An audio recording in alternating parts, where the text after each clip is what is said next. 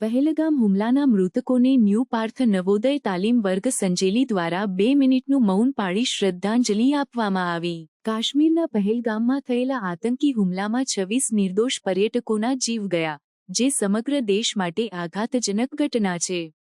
બૈસાન વેલીમાં સશસ્ત્ર આતંકીઓએ નિર્દોષ લોકો પર ગોળીબાર કર્યો, જેના કારણે ભય અને ગભરાટ ફેલાયો. પ્રધાનમંત્રી નરેન્દ્ર મોદી સાઉદી અરેબિયાની મુલાકાત ટૂંકાવી અને આપાત બેઠક બોલાવી. સુરક્ષા દળો આતંકવાદીઓની શોધ માટે વિશાળ અભિયાન ચલાવી રહ્યા છે, જ્યારે જમ્મુ કાશ્મીરમાં વિરોધ પ્રદર્શન થઈ રહ્યા છે. ન્યૂ પાર્થ નવોદય તાલીમ વર્ગ સંજેલી ખાતે મૃતકોને શ્રદ્ધાંજલિ આપવા માટે 2 મિનિટનું મૌન પાળવામાં આવ્યું.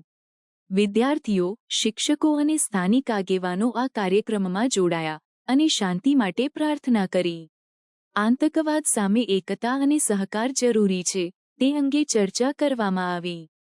સમાજમાં શાંતિ અને સુરક્ષા જાળવવા માટે સહયોગ આવશ્યક છે, તે અંગે આહ્વાન કરવામાં આવ્યું.